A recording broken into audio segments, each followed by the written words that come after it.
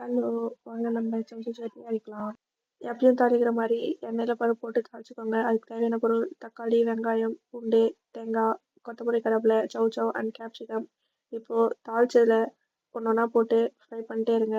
First பூண்டு போட்டுக்கோங்க. Next வெங்காயம், நெக்ஸ்ட்டு தக்காளி போட்டுக்கோங்க. நெக்ஸ்ட்டு கொத்தமல்லி, கருவேப்பிலை.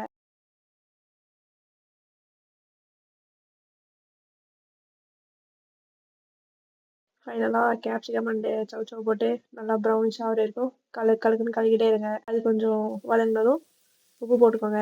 அதுக்கப்புறம் ஒரு கலக்குங்க. இப்போ நம்ம பச்சை மிளகா அப்படியே மறந்துட்டோம். பச்சை மிளகானா காஞ்ச மிளகா போட்டு அது கொஞ்சம் நேரம் வதக்குங்க. அதுக்கப்புறம் அது மிக்ஸியில் ட்ரான்ஸ்ஃபர் பண்ணிக்கோங்க. அவ்வளோதான், சட்னி மிக்ஸியில் போட்டால் சட்னி ரெடி. இப்போது சட்னி தாளிச்சிக்கலாம் வாங்க. சின்ன காஞ்ச மிளகா போட்டு தாளிங்க. அது கொஞ்சம் டேஸ்ட் எடுத்து கொடுக்கும், நல்லாயிருக்கும். அதை போட்டிங்கன்னா அவ்வளோதான், சட்னி ரெடி.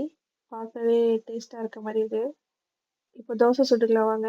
நல்லா கிரன்ச்சியாக தோசை நல்லா முறுமுறுன்னு சுட்டு அந்த சட்னியை வச்சு உள்ளே தள்ளுனா டேஸ்ட் அப்படி இருக்கும். அதை சாப்பிட்டா தான் ஒரு மன திருப்தியே.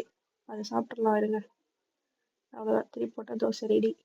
சட்னி வித் தோசை அருமையாக இருக்கும்.